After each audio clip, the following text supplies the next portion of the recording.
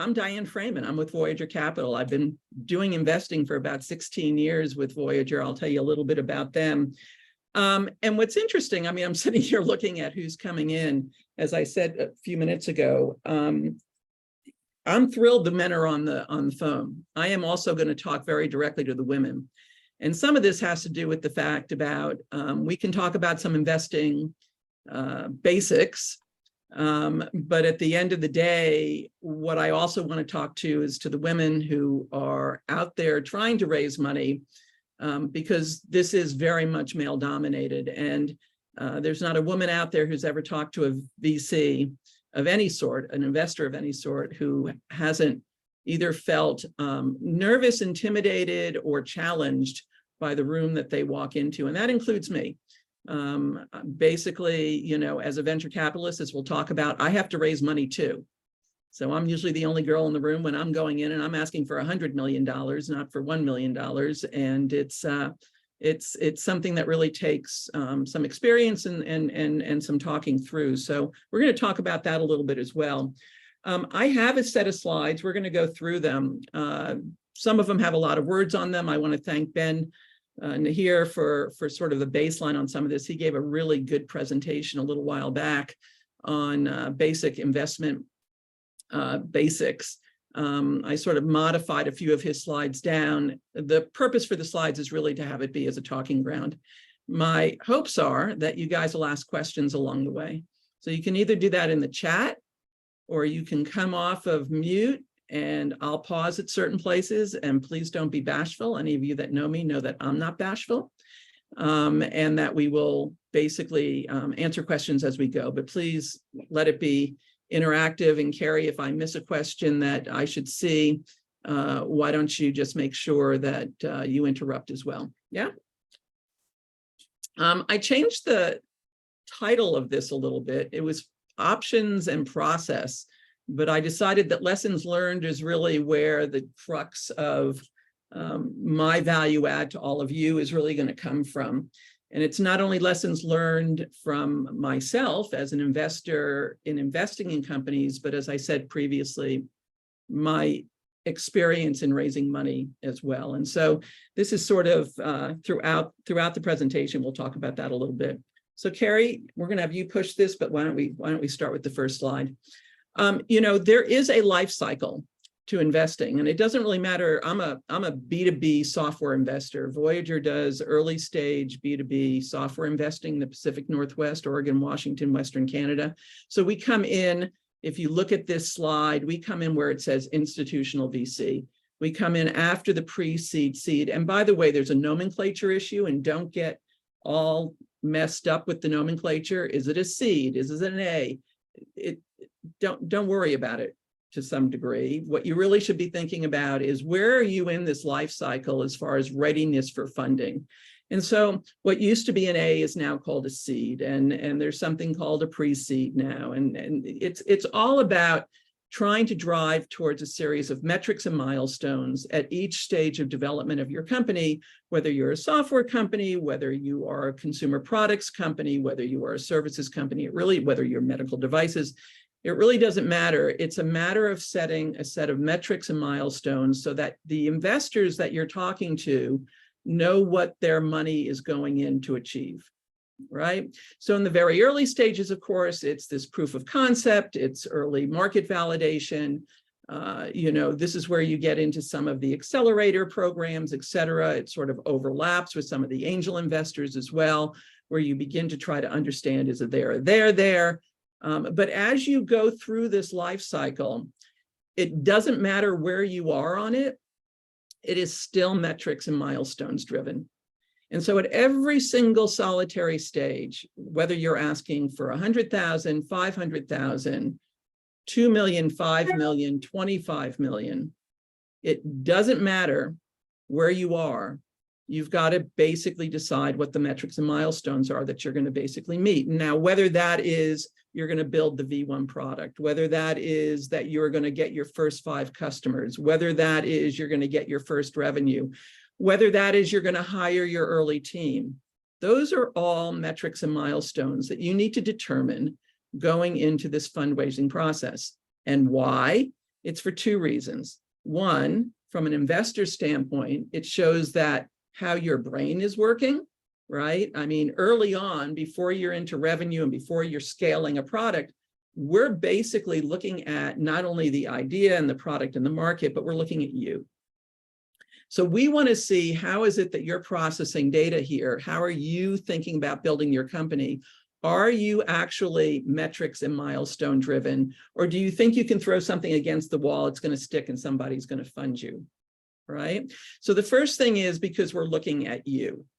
The second reason, and probably even more important, is the only way that you can really know how much money you're asking for is if you have a set of metrics and milestones that you basically plan to build to. Now, if you look at this timeline here, the majority of the money, and in fact, I would argue all the way up into the middle of the institutional VC round, is going into people. Yes, there's some marketing dollars, and yes, there used to be some office dollars and things, but really the money's going into people. And so if you don't think through why you're asking for a certain amount of money based on metrics and milestones, which are tied to how many people are you going to need to build what it is you say you want to build, whether that's product or a market or service, right? Then there's no way to justify why you're asking for 500,000 or 5 million. And I will tell you, it is not unusual for me to talk to early stage entrepreneurs who walk in the door and they say, I want $5 million. And I'll say, why do you want $5 million? And in all honesty, very rarely do they have a very good answer, especially if it's their first time out. Often what they say, which is a fatal error, is, well, I don't want to have to do this again for a while. That is not a good answer. That's your problem, not my problem, right? So the issue here is really being able to justify, validate, prove that you understand what these metrics and milestones are. Now, the second thing on this slide that I think is important to understand is the timeline on the bottom.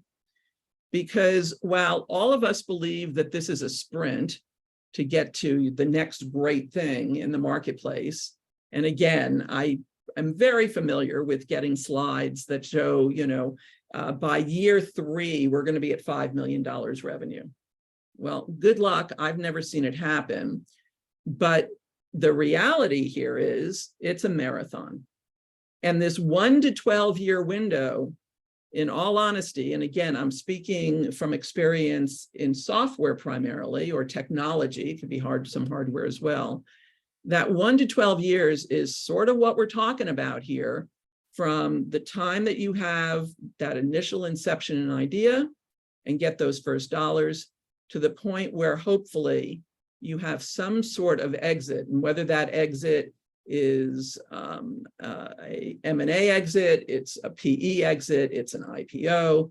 That 1 to 12 years is sort of on average what we basically model this after in the technology world. And so when you look at that timeline and you go back and measure that against metrics and milestones, you realize this is a very, very systematic path to growing the company. How many people? How complicated is the roadmap? How many customers do you have? And then when do you have to start taking care of those customers from a customer success standpoint? But at the end of the day, time flies, and before you know it, you're in year 7. Does that make sense to everybody? Yes? No? Any questions around that you'd like me to answer before I go on? Okay. And yes, as far as the 12th year IPO, as I said, the numbers on here are not made up. I can tell you from my own portfolio, I sit on 7 boards, I've done 15 investments. This is, it's pretty repeatable the way it is right now. Okay, moving on, Carrie. Just a little bit about, if you looked at that timeline, we often get asked, what are the different amounts of dollars that are invested at each stage? Again, as you can look at this, what this slide basically shows you is just how nomenclature can be messed up and dollar amounts can overlap. but it's a pretty good indication from top to bottom or bottom to top as to where the milestones are from the previous slide to those different groups of investors. So in the beginning, obviously, you're looking for the friends and family. It may be 10K, maybe 50K, it may be 150K. When you get to the pre-seed rounds, it may be 500 to 1 million. By the time you get to me, you're usually asking for a round size of, anywhere from 5 million to 10 million, 8 million. Someone like Voyager may come in for 2 to 3 million of that. And so you're going to put together basically a picture that says, how much money do I need? How many investors do I want? And how do I get there? So Ed, you wanted to talk about the timeline matching up with this slide here. So if you look at this slide here to the timeline, the 1 to 3 years is the angel through the pre-seed, roughly, is the blue to roughly the middle of the green. The 3 to the 7 is the green up into the top of the yellow. Diane? Yeah.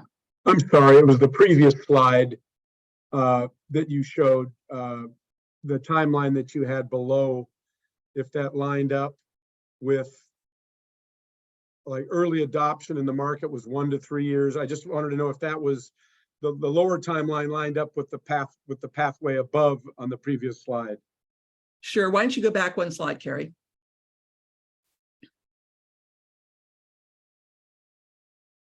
Wrong direction. There you go. Thank you. Yes, that's it. So market 1 to 3 years is the idea inception to proof of concept, right? And then 3 to 7 years is market validation. Is that what you're saying? Yeah, and again, Okay. there's overlap, Ed, on this, right? So basically, the 1 to 3 years would go into the market validation point. The 3 to there's overlap, right? And again, it depends if you're software, if you're a medical device, if you're a consumer product. Obviously, some of this takes longer time, but the 1 to 3 is going to go from idea inception into market validation experimentation. The 3 to 7 is going to go from that founding team through customer acquisition out towards where it says strategic. 7 to 12 is from institutional, from sort of the ends of institutional out towards strategic PE. Does that make sense? Yes, it does. Do you have any kind of a, I'm trying to think how to ask this. Like what kind of products, software, in our case, we're software and hardware, but whether you show, okay, these kinds of products, consumer-based products, for example, take X amount of time, or in the world of manufacturing takes X amount of time, or is it just all over the place? Trying to understand a lineup there. Does that make sense? Yeah, it does. I will tell you where this goes out the window. This timeline goes completely out the window if you're talking biotech as an example, because the amount of time that it basically takes to get through all of the regulatory issues on the front end, Sure. extend the 12 years to double, right? Okay. So this goes out the window for biotech, and I don't do biotech, so it's hard for me to sit there and try and talk about it, but I can tell you this timeline goes out the window. Where the difference is, Ed, is not as much on the timeline as the amount of dollars that it takes to get through that timeline.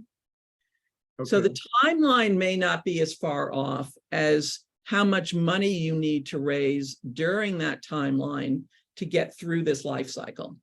And so by that, I mean, if you're doing a consumer product, it's going to take a lot more marketing dollars than if you're doing enterprise software early on, right? Because when you're doing consumer products, you've got to go one to many in terms of trying to get market adoption, versus if I'm an enterprise product, software product, I've just got to get one large customer, and it may equate to the same, I could get $200,000 from one customer, but to get $200,000 from consumers takes a whole lot more marketing effort. And so where the differences are here is really almost more aligned. Carrie, go to the next slide as to where the differences are in sort of the thermometer that's on here.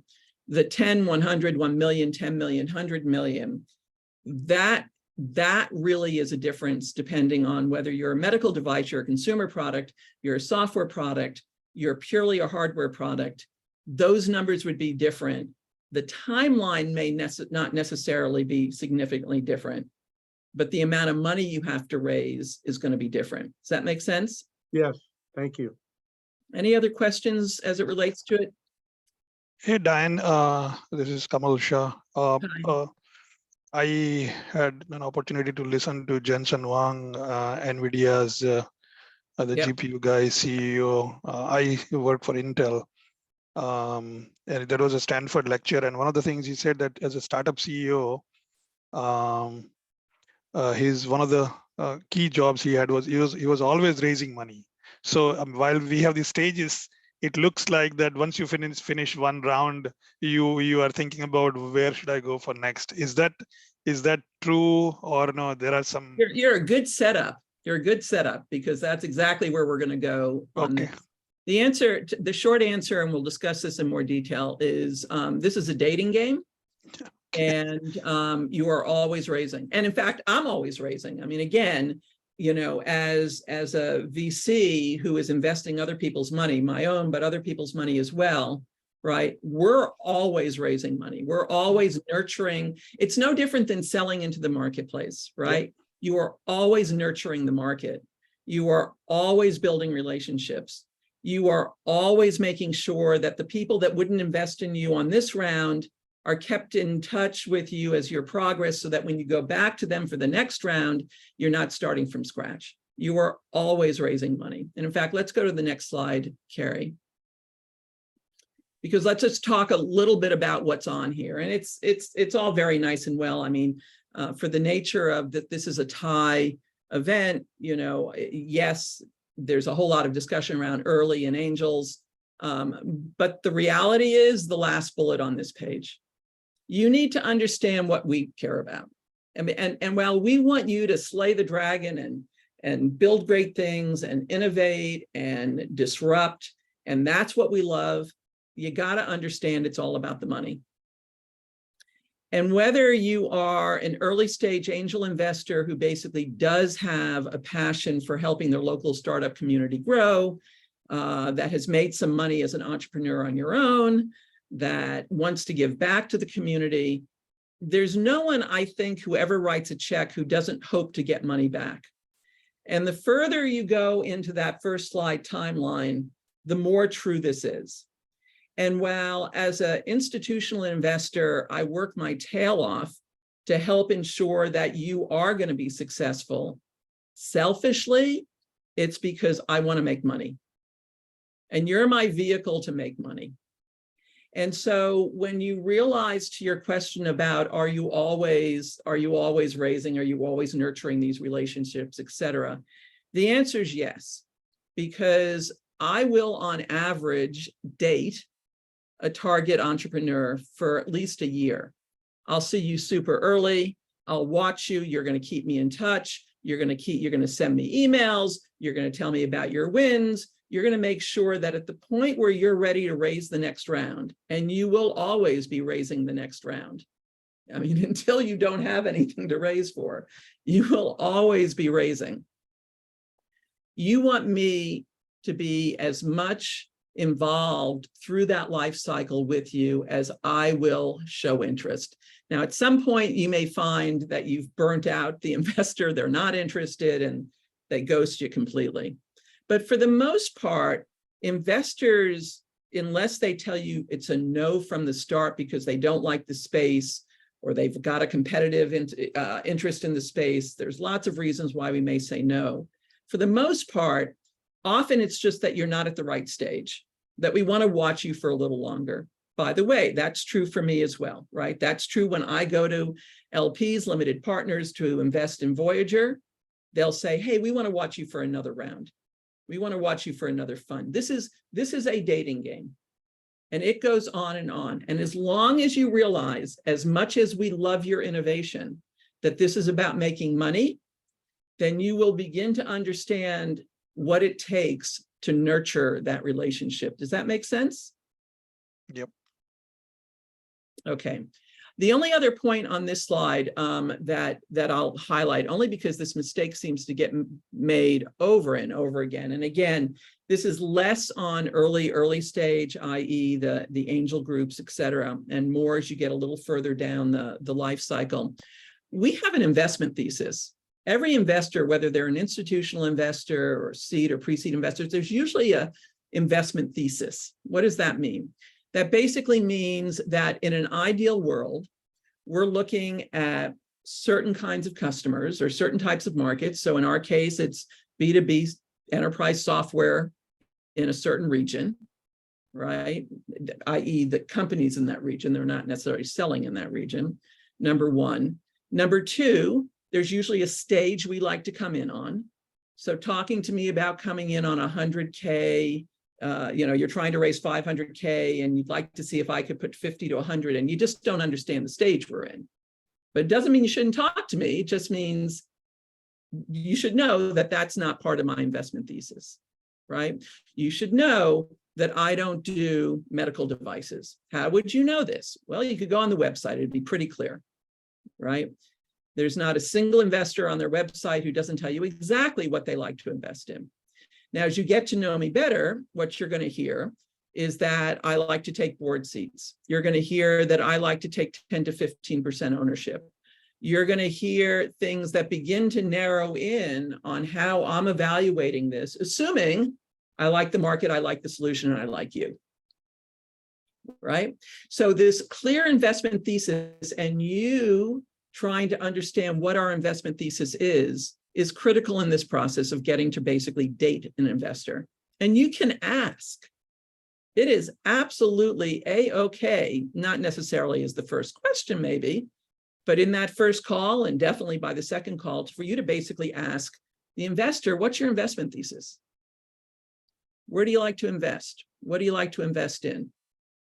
Because if we're off base, why waste your time?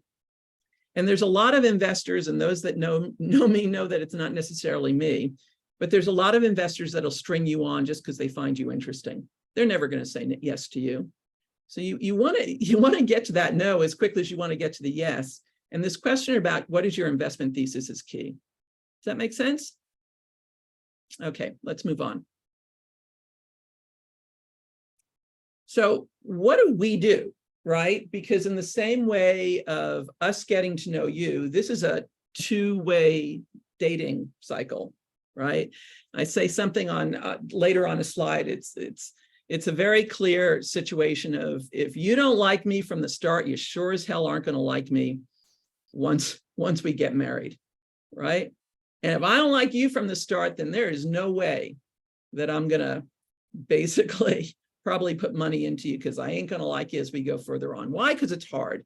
So you need to understand what investors do as well as we understand what you do. And at a very high level, and this sort of comes down to, again, it's a little bit all about the money, right? Firstly, we raise capital. Now, whether it is an angel group like OVF or TiE Angels or Alliance of Angels in Seattle, or it is more institutional in terms of having LPs such as the Portland Seed Fund or Cascade Seed Fund or Voyager or Madrona or Fuse or any of these firms that you may know in the region, we need to raise money, right? So we raise a fund. Those funds normally last for about 4 years of an investment period. We do a certain number of investments for those investment periods. We make certain commitments to the people who invest in us. And then we go off over that 4 to 5 years of new investments, and then that 7 to 12 years of staying involved and adding as you basically scale up with new investors. We basically raise capital as a group, and then we invest that capital either in debt or equity. In the case of Voyager, it's equity, right? So early on, it may be safe notes, convertible notes, et cetera. As you get later, it's going to be an equity deal. And basically, that is where you get into the institutional VCs on average. And what do you get for that? Well, again, when you talk to a VC and you ask them, what is your investment thesis? If you were to ask me, what is our investment thesis? One of the things that I would tell you is in almost all cases, we like to take a board seat. Why? Because one of the things that you should hope your investors do for you, whether it is an angel investor, friends and family, or someone that's more institutional or PE later on, is that there is a network effect to us basically sitting at the table with you. This is where this whole concept of smart money comes in. This is where it's not just about writing a check. This is about the fact that you don't just want our money, you want our connections, you want our knowledge, you want our experience. If you don't want that, that's going to be sussed out pretty quickly. If your attitude is, yeah, you know what, we just want your money and we'll send you quarterly updates, right? There may be some firms that like that. There are plenty down in the valley that do what we would call the spray and pray. They actually don't want to spend a lot of time with you. They want to write $1 million checks to a lot of people and let me know how you're doing. And when I see how the 10 companies that I wrote $1 million checks do, and I figure out which one is good, then I'll spend time with them. So there are firms like that. But my recommendation to you is that for the amount of work that you have to do to build a company, that's not a good partnership for you to be looking for. That you want people at the table who have a vested interest in your success. You want people at the table who are going to basically make the introductions. You want people at the table who basically can help you not only with the governance that you're going to have to understand in growing a company, but in being a sounding board to you as a CEO or as the founding entrepreneur. It is really hard, and many of you on this call have built companies. It is really hard to build a company, and it is impossible to be a CEO. It's got to be one of the toughest jobs that exists. And it doesn't matter whether it's an early stage CEO or a public company CEO. It's lonely, it's difficult, it's coming at you from all directions, and you got to know who you can trust. So what do? We don't just write you a check. We are representing other people's money, so we want to make money. We want to work hard on basically making these introductions. We want to make sure that we can mentor and coach these teams, and especially with early stage investing. You don't know what you don't know often. And then obviously we want to get it so that with every single, going back to that life cycle, with every single fundraise event, it's an up valuation, it's a growth, it's to bigger investors to the point where you get to the exit. So again, it's a life cycle. Any questions on that? Okay, moving on. I know for many of you, this is common sense. So what are we looking for? And those that know me know that you've heard this before. Build it and they will come is really not a good idea, right? I am going to build the hottest, slickest, most disruptive piece of technology that you've ever seen. It is so good. We are the smartest people. We are all engineers. And we basically are going to show you something that you've never seen before.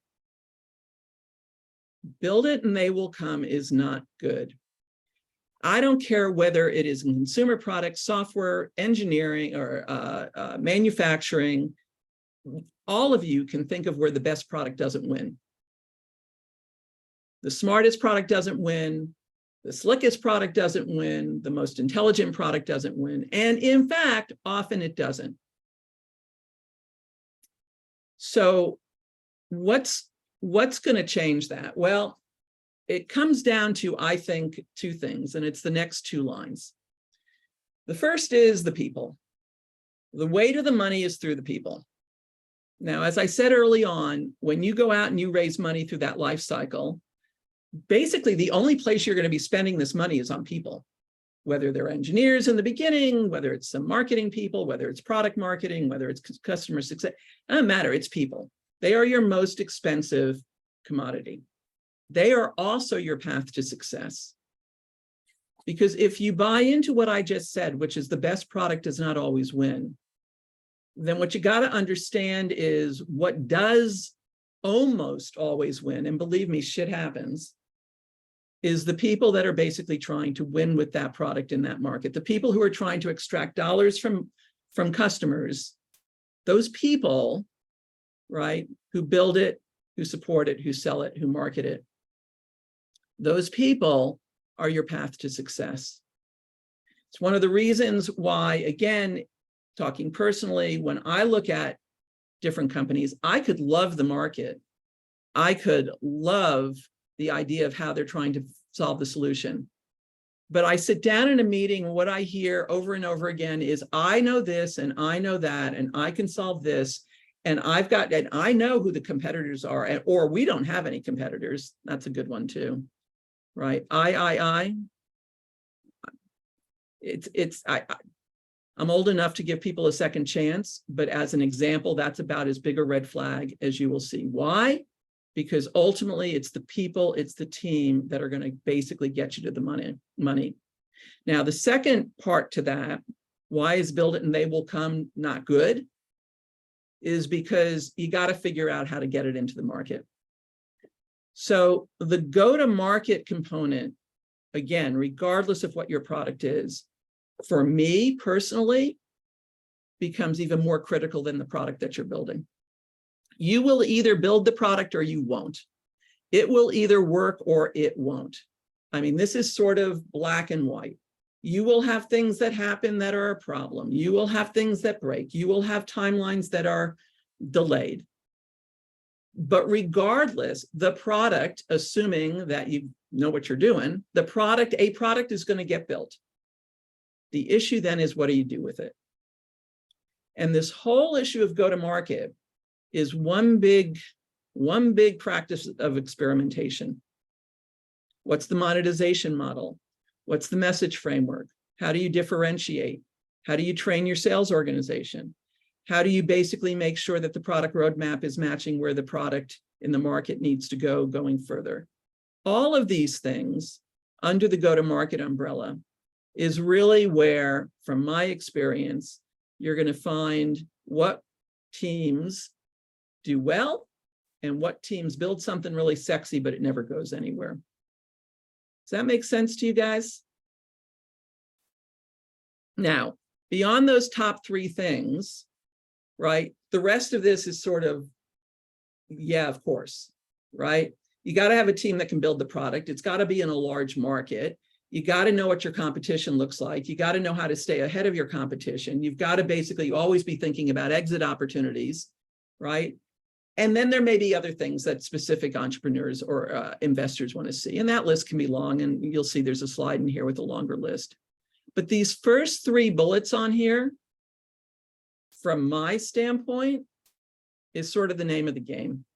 You got to understand that build it and they will come isn't going to be your strategy. You've got to understand that the way to the money is through the people. And you really got to understand that where you got to focus your time and energy once you think you've got a product is on the go-to-market. Beyond that, build a company and run it.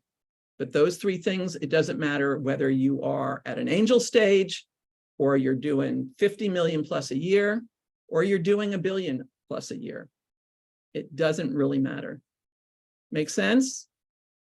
We do have one question here, Diane. Yeah. It is, what are your thoughts on evaluation of a company when raising money? Is there a formula to use, since most evaluations are exaggerated? Yeah, I stayed away. You'll see. I am happy to discuss this. You'll see there's a slide that sort of touches on this. I've stayed away from the valuation discussion a little bit until the end. Let me just sort of jump in on that a bit right now. Firstly, as all of you on this call know, if you have anything to do with entrepreneur or building a company, there's been a reset in the market. And that reset is, from my vantage point, a good thing. Why? Because things had gotten a little bit crazy. An entrepreneur walking into our office, and this was happening for 2 years, saying, I think that we are a $30 million pre-money valuation. Don't worry, we have no revenue yet, but everyone else in the market is there. It's crazy. Why is that crazy? Well, firstly, it's crazy for you. I mean, for me, I just say no. For you, it's crazy. Because if you start this game, remember metrics and milestones, if you start this life cycle thinking that you're worth pick the number, 30 million, and you don't meet your metric as an early stage company, and you go out to raise again, the expectations of what you set for yourself at the starting gate are so high that you've set yourself up for a down round. Now, you could have done everything right.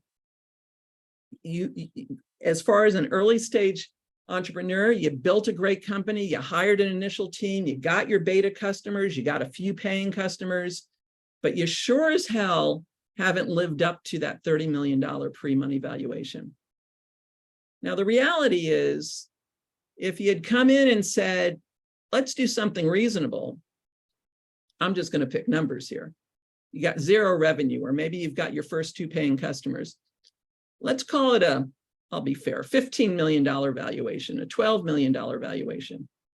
Your ability to say, and here's the metrics that I'm going to basically meet over the next 18 to 24 months, that basically are going to take your $5 million to get to that next investment round. You've got a really good probability of meeting that and meeting what the market thinks you should be at. What happens then?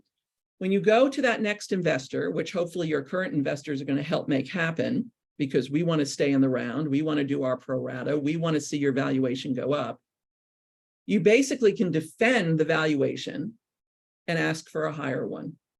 Now, where this game gets interesting has nothing to do with the seed round, the Series A round. I would argue even maybe the B round at this point, and this is again probably a change from the reset, is when you either get to that B or C round, i.e. where you've really shown that you're at scale, you've got product market fit, you're at scale, you've got 200 people in your company, you're doing $30 to $50 million, maybe more than 50.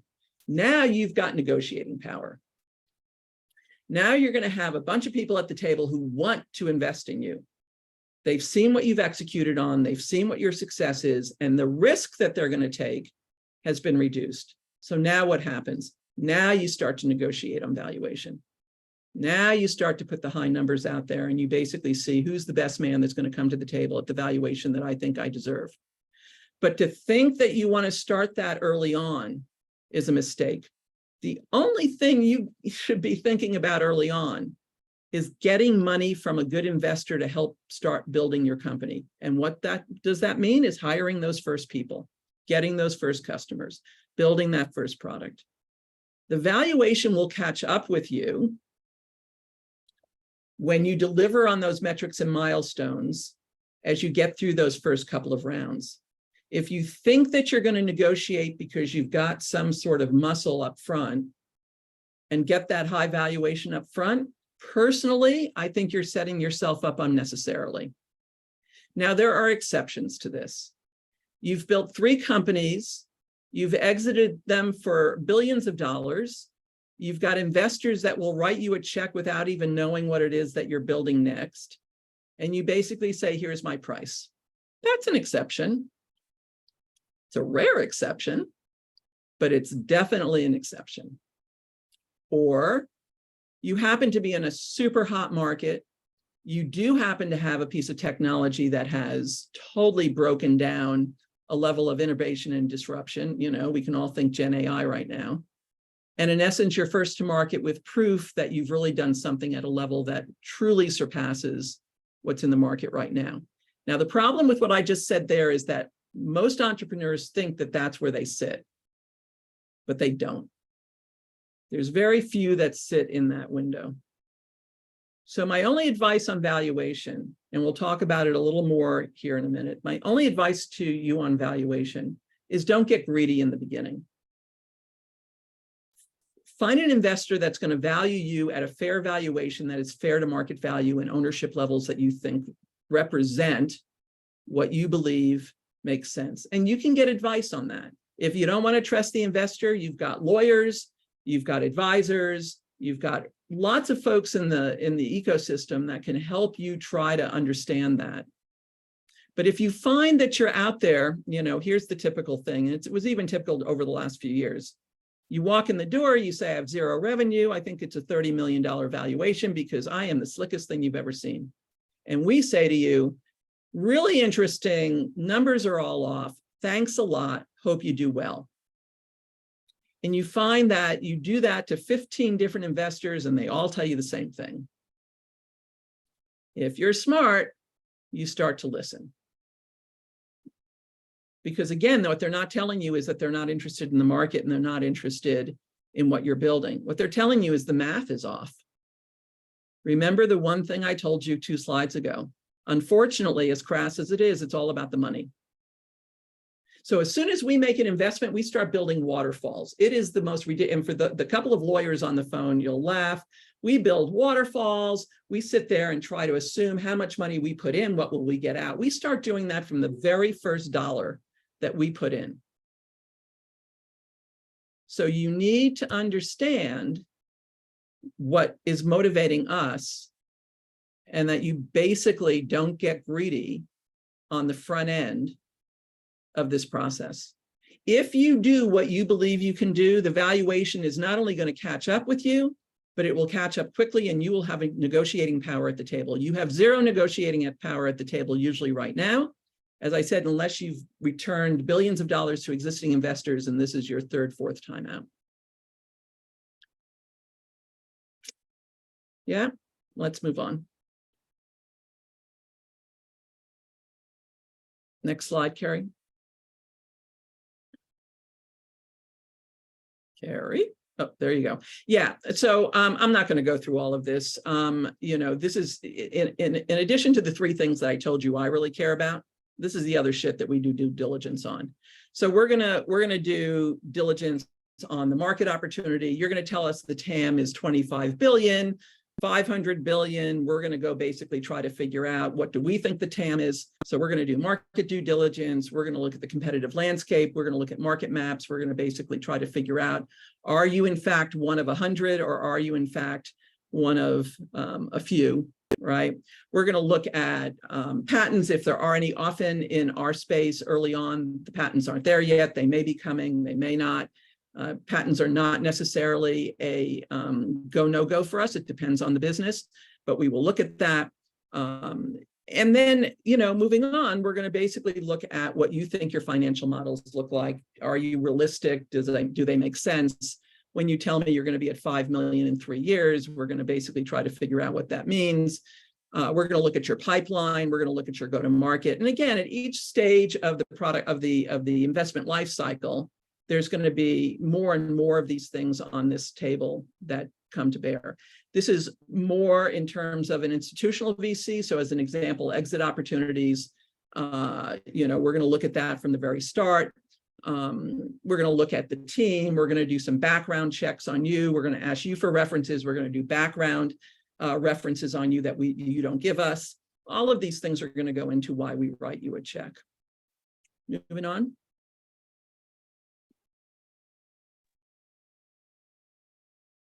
I'm not going to spend a whole lot of time on this. You know, there is more sessions you can sit on to go through this than I'm going to do for you today.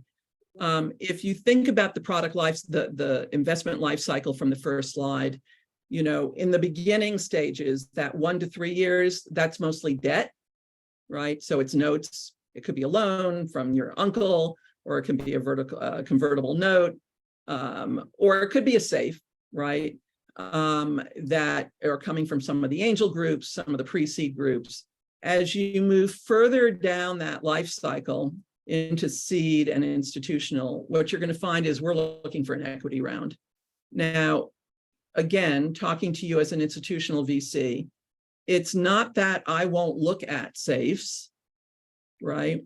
It's very rare where I will do it, but I've done them. And I've done them because I feel that it's almost an option call at taking a seat at the table.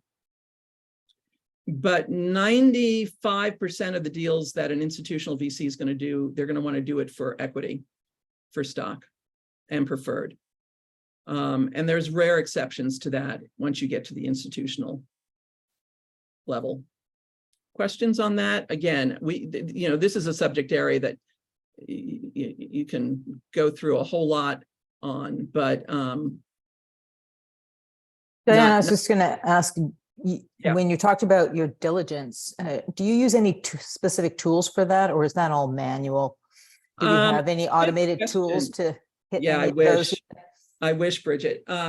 You know, it's no, it's really mostly manual. Are there tools? Sure, there are some tools. You know, I mean, basically we have subscriptions to different things, et cetera. But when we do technical due diligence, we have a network of super smart people in the network that will literally go and sit with the engineering team and look at the code and look at how they're looking at the architecture, et cetera, et cetera. When we do background checks, we make the phone calls ourselves. When we do customer due diligence, we call the customers ourselves. I mean, again, at our stage and the way we do business, it's which is also why we like to take the board seat. We're very hands-on. We're very relationship driven. And while we've got tools like market maps and things like that, in terms of really getting under the covers, we do it ourselves. Great, thanks. Diane, could you dive into SAFE just a little bit more? You say equity instrument, but not equity. Can you?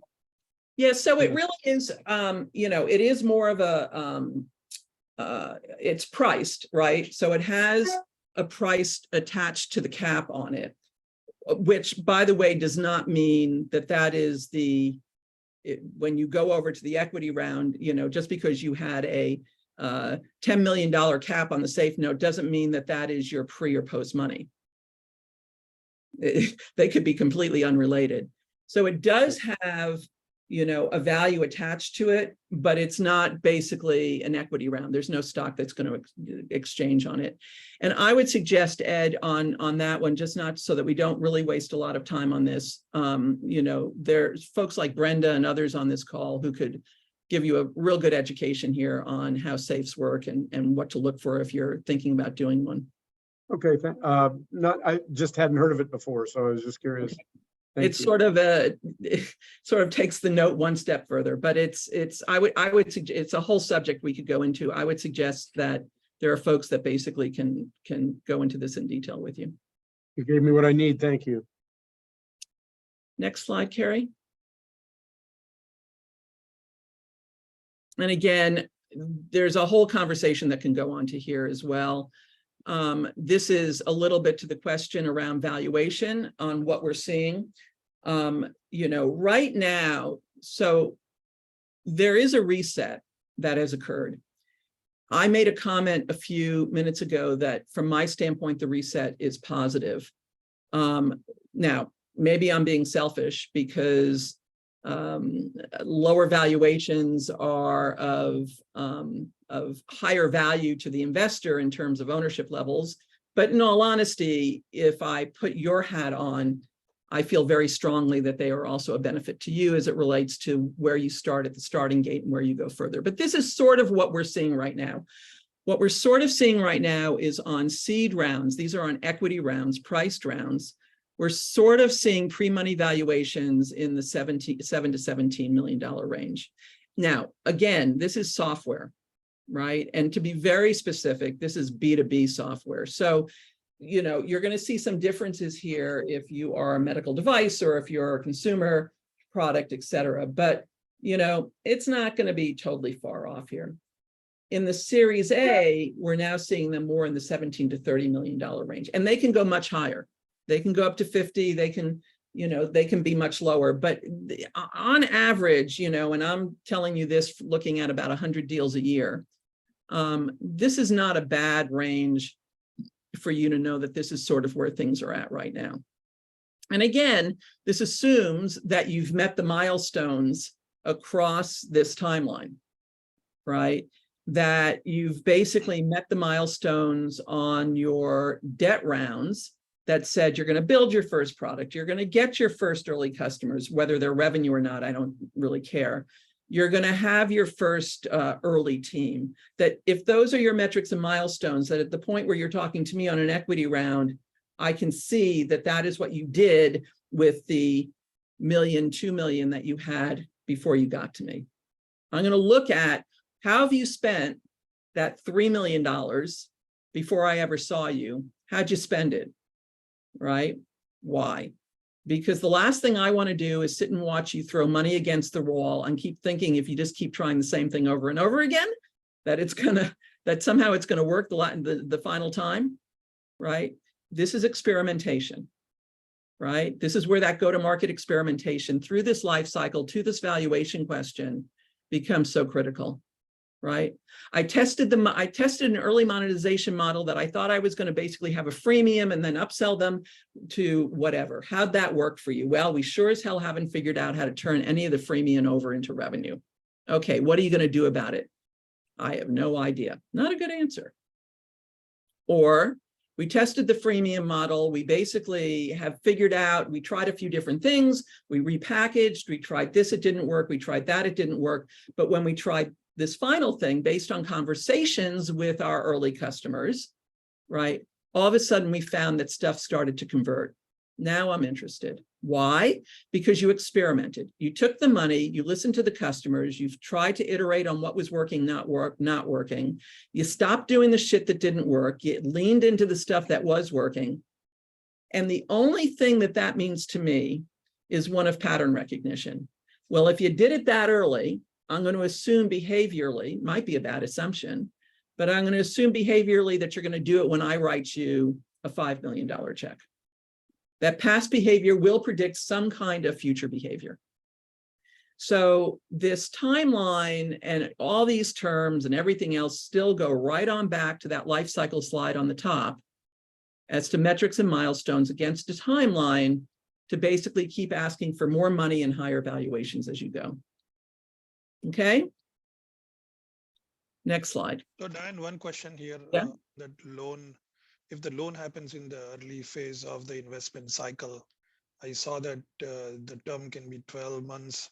So somebody takes the money and they are able to pay back monthly or quarterly in the 12 months. That seems very aggressive. Again, these terms are all over the map. Okay. And again, if you were to talk to any of the lawyers on the phone, what they would tell you, there's about a dozen different ways to slice these notes. There are some very basic terms and conditions, but they're all over the map. I see. Maybe there is additional funds to pay back the earlier investors or something like that. Well, again, remember, it's all about the money. Yeah. And again, I don't know about you, but if I wrote somebody a $25,000 check or a $250,000 check or a $25 million check, I want to get my money back somehow. Yeah. So, at each stage of the life cycle, the commitment to how I get my money back may be different. In some cases, it's a time of exit. In some cases, it's going to be a monthly payback. All depends. Okay. Okay. Quick question. Hi, my name is Amrit. I'm founder of an enterprise B2B software company, pre-seed level. So as you were talking, I was thinking like a founder, right? I know that you spoke about your investor thesis and the time that you come in. I know there's a balance between having, equity portion of 10 to 15%, and having equity as a founder having skin in the game, right? So Hey, Emery, you're breaking up a little bit. Can't hear you now. Emery, can't hear you. Sorry. It might be your mouthpiece. Oh, type it in? Absolutely. We can do that.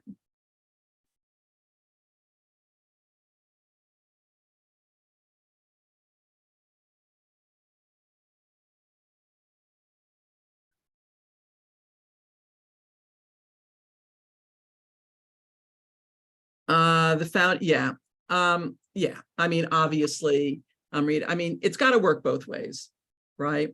And, what you're going to see me say at the end here, and I will give you forewarning that it's also going to have a female perspective on it. But what you're going to hear me say here is this has got to work for you and for us, right? You have as much right to walk away from me because I want some unreasonable set of terms as I have to walk away from you because you want unreasonable terms. And by the way, every investor is not going to ask for 10 to 15. There's not enough 10 to 15 to give away, right? In my case, again, the 80-20 rule, I like to lead or co-lead, right? And I like to have a board seat. That's why I'm in that 10 to 15% range. There are plenty of investors that are going to fill in the rest of the round. So it's a $5 million round. I'm going to write $2.5 million of that. Someone else is going to write $1 million of that. And then you're going to go looking for folks that are going to write 500K. The 500K folks aren't getting a board seat. They may not get the observer seat. The one who writes the $1 million may get an observer seat. They're not going to get a board seat. Everyone's going to play in this hierarchy in different ways.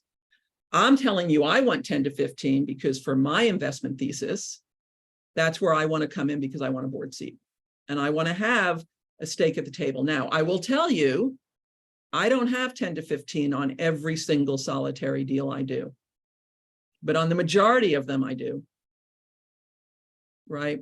So there's not enough 10 to 15 to have everyone get that. I'm talking about it as a lead investor. Does that make sense? Okay.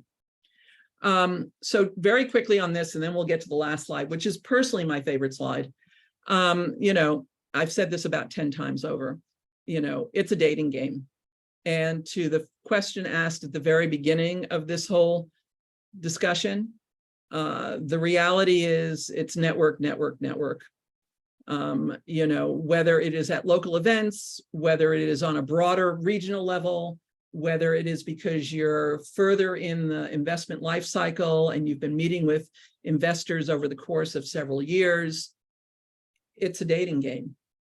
You work your network, you work your network's network, you be aggressive about it, you build relationships, and then you take it from the top and you do it again. You are always selling, you are always raising, and you are always trying to get the network to work on your behalf.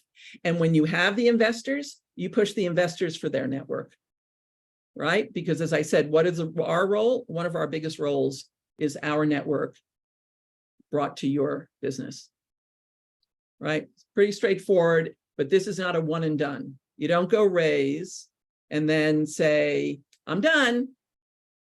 See you in 3 years, see you in 2 years. No. Once you start it, you'll never stop. So to the final slide. Lessons learned. Most of what's on here, with the exception of the bottom bullet, doesn't matter whether you're a first time, a fifth time, an early stage, a later stage, male or female. There is a reset in the economy. It is real. It is taking longer to raise. There are lower valuations, but I would argue there are better outcomes. Why do I say that? The reset actually brings things back to a sense of normalcy, a sense of realistic. Now, you as the entrepreneur may sit and say, well, that sucks. I liked it when it was fast money and high valuations. The reality is you really didn't, because even though the math accelerated, it didn't mean the pace of you building a company accelerated. Just because you could get the money faster or at a higher valuation didn't mean that you had less work or quicker time to market or quicker time to build. It takes what it takes for you to build your company. It takes what it takes for you to build the software or the hardware. It takes what it takes for you to acquire customers. It takes what it takes to hire employees. And I don't care that, well, it's nice that maybe you could raise money in 60 to 90 days and now it's going to take you 90 to 120. So that's nice. You just got to plan for it. And I don't care that it's a lower valuation, because I contend what I said earlier, that's to your benefit, that you don't get greedy up front. The valuations are not lower once you prove that you can deliver on what you said the metrics and milestones are. The valuations have not come down on the later stage. It's on the early stage stuff. So there are better outcomes. It resets you to a more realistic timeline. It resets you to a pace that is actually more realistic to you building a great company. And so while the reset is real, I think the outcomes actually improve. I've said this already many times, but I will say it again. It is a dating game. If you don't like me now, you ain't gonna like me once I'm sitting at the boardroom table. Why? Because it's not that I'm any less charming or delightful, but there's going to be tough stuff we've got to discuss, right? Shit happens. I mean, you may think, you know, you get the money and it all just sort of goes, but as this picture shows, you're going to try, fail, try again to success. And I'm going to be at the table with you through that whole thing, but we're going to have some tough conversations.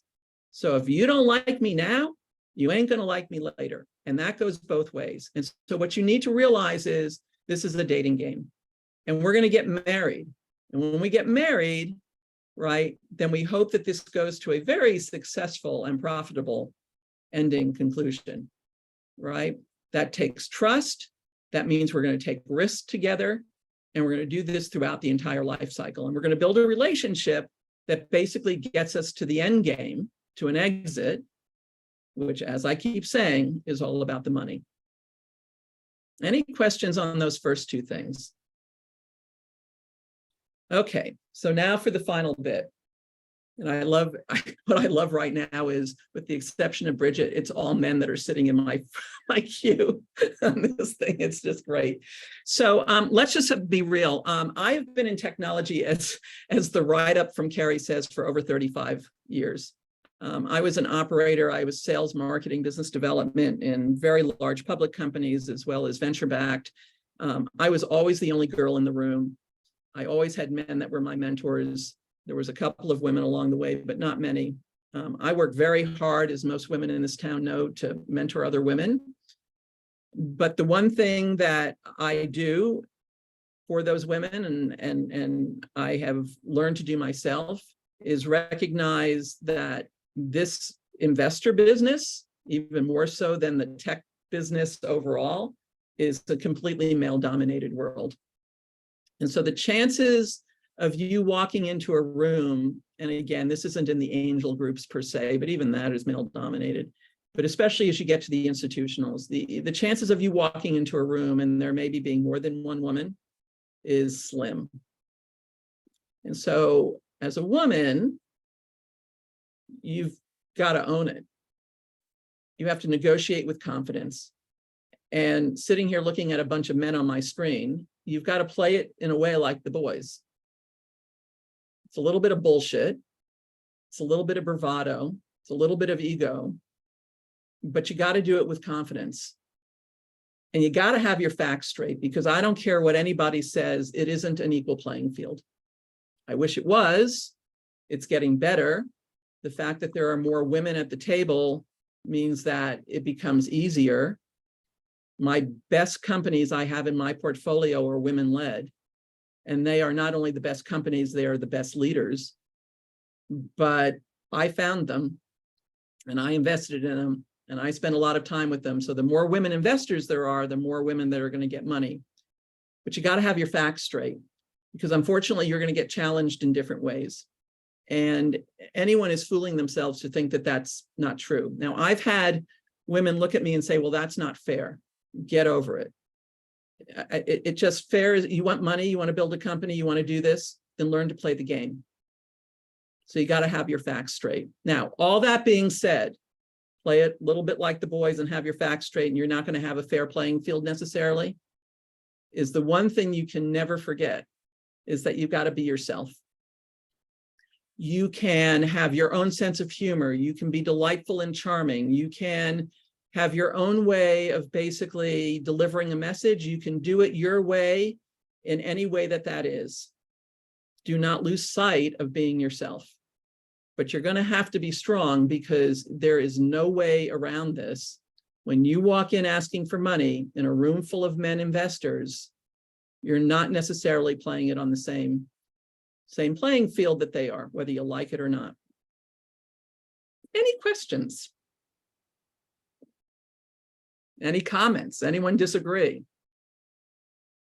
I think there's just one comment, Diane. I mean, I look at this in addition to all the financial aspect and the investment life cycle. I think I would assume that when you look at an entrepreneur, the person who comes in the product life cycle from kickoff to conceiving the product to execution, launch and validation and launch.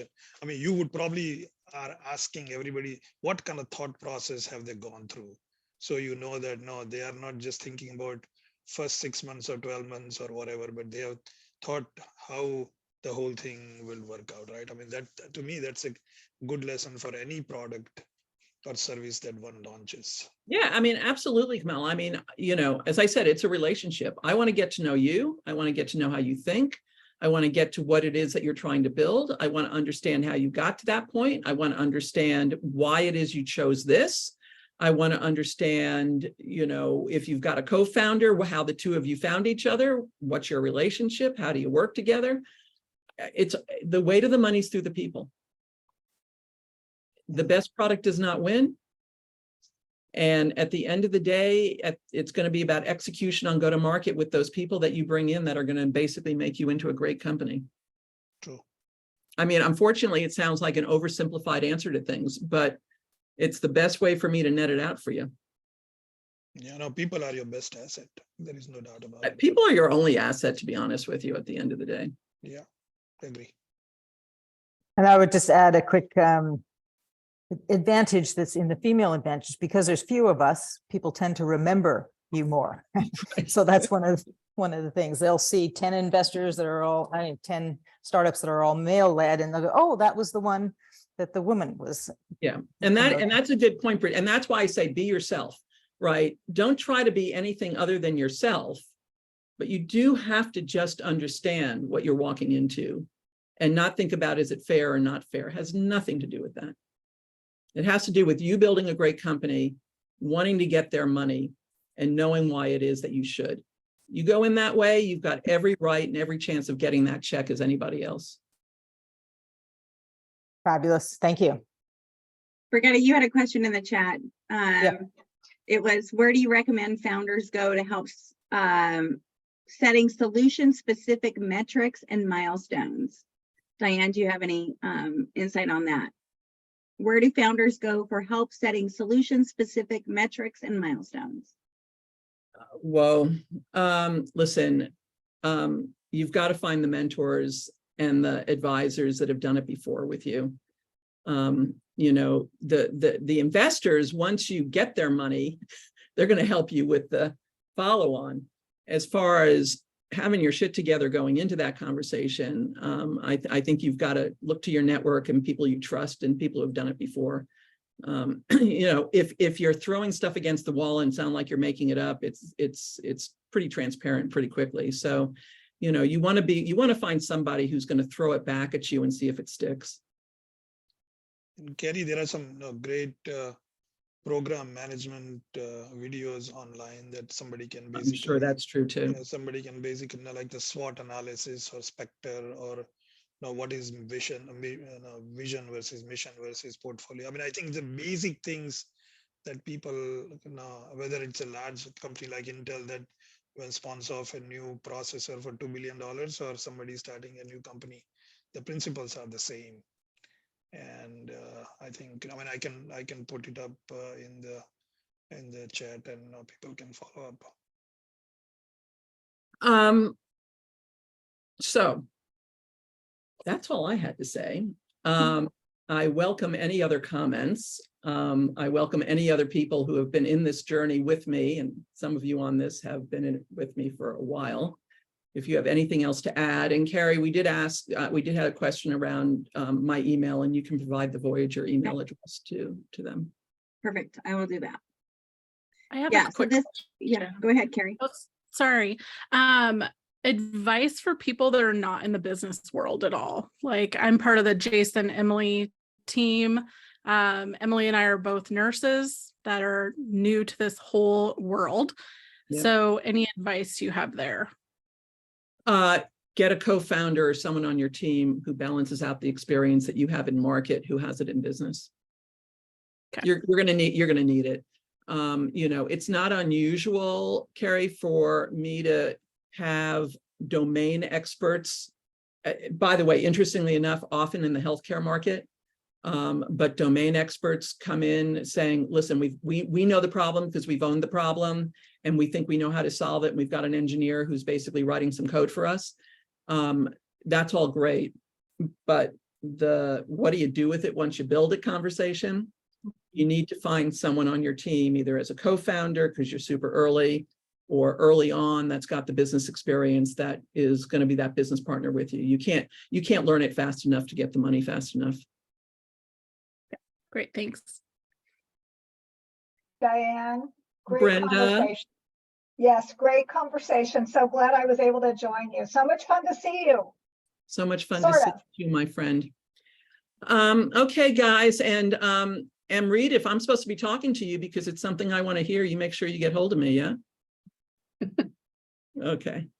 Anything else, guys? I'll make sure Thank that you. Carrie gets you the email, my email address. Feel free to send me an email. Happy to talk to any of you. And, thanks for tuning in.